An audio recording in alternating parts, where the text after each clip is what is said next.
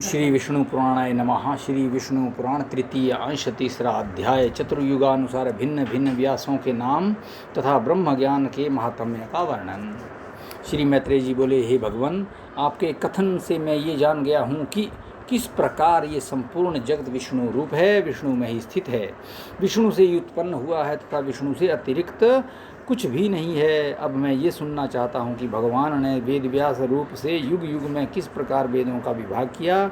हे महामुने, हे भगवान, जिस जिस युग में जो जो वेद व्यास हुए उनका तथा वेदों के संपूर्ण शाखा भेदों का आप मुझसे वर्णन कीजिए।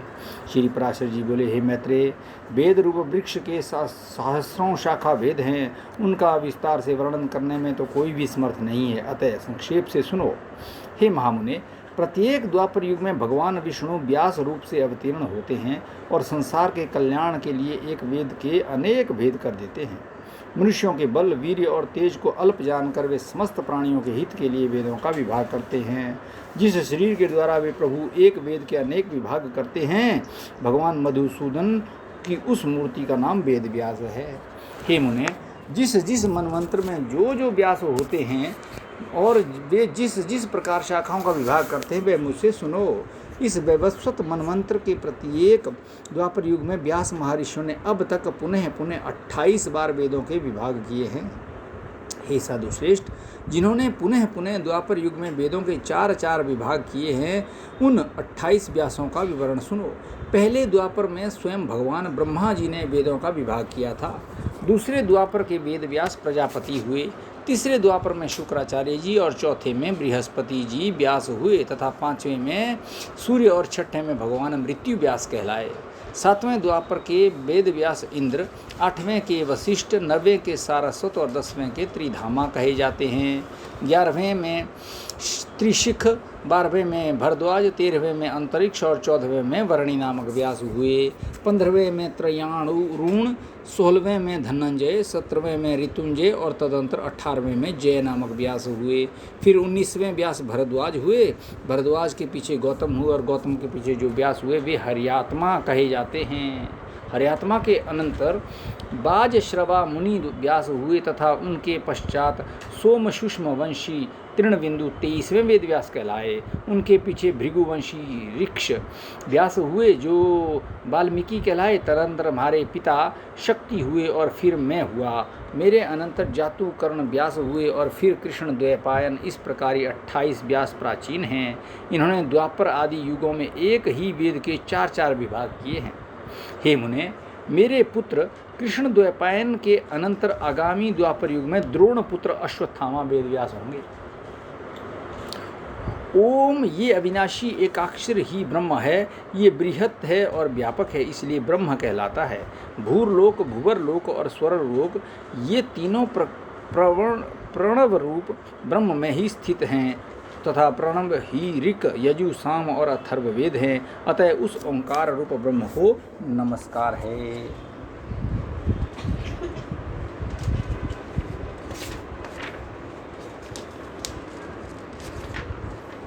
जो संसार की उत्पत्ति और प्रलय का कारण कहलाता है तथा महतत्व से भी परम गुह्य सूक्ष्म है, उस ओमकार रूप ब्रह्म को नमस्कार है।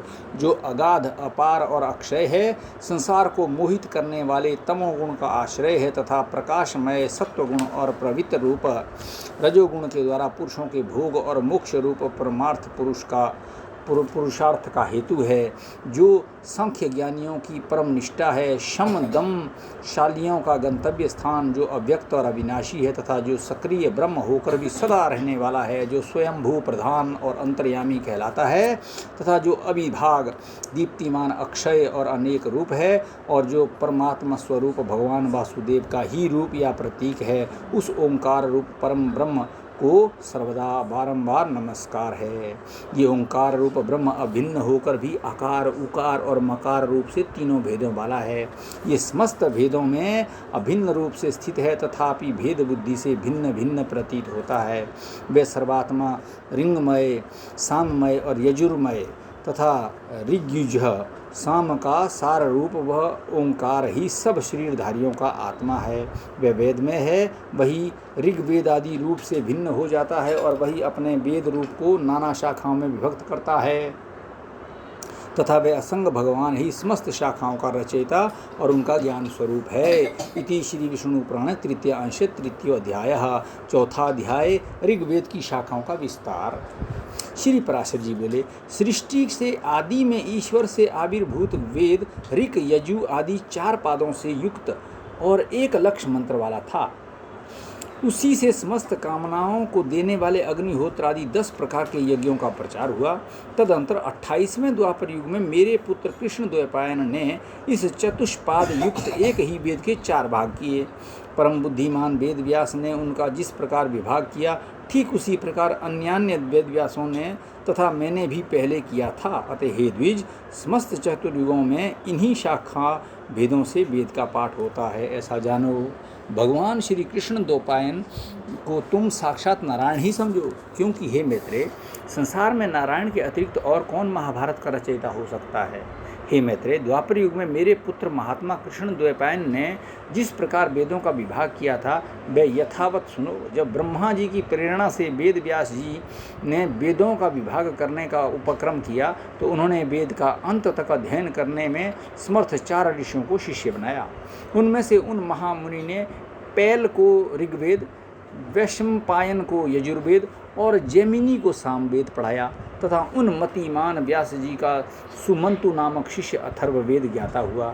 इनके सिवा सूत जातीय महाबुद्धिमान रोमहर्षण को महामुनि व्यास जी ने अपने इतिहास और पुराण के विद्यार्थी रूप से ग्रहण किया। पूर्व काल में यजुर्वेद एक ही था, उसके उन्होंने 4 विभाग किए। अतः उसमें चातुर्होत्र की प्रवृत्ति हुई और इस चातुर्होत्र विधि से ही उन्होंने यज्ञानुष्ठान की व्यवस्था की।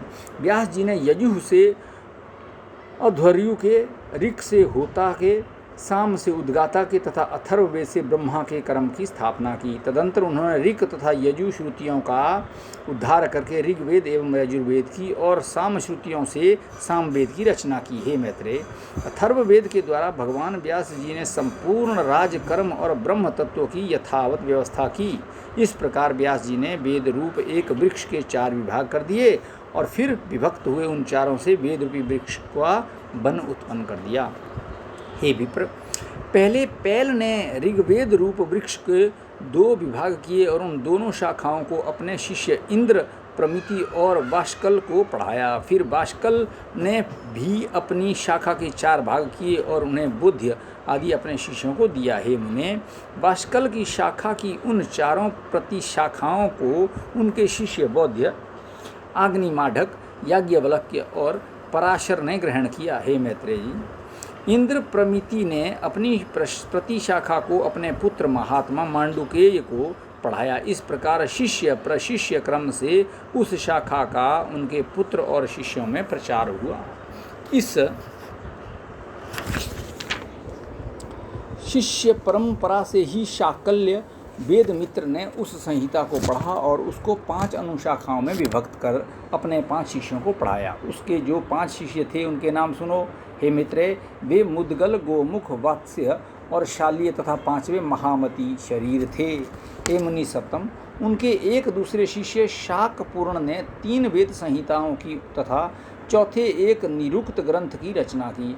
उन संहिताओं का अध्ययन करने वाले उनके शिष्य महामुनि क्रौंच, बैतालिक और बलाक थे तथा निरुक्ता अध्ययन करने वाले एक चौथे शिष्य वेद वेदांग के परगामी निरुक्ताकार हुए। इस प्रकार वेद रूप वृक्ष की प्रतिशाखाओं से अनुशाखाओं की उत्पत्ति हुई। हे द्विजोतम, वाष्कल ने और भी 3 संहिताओं की रचना की।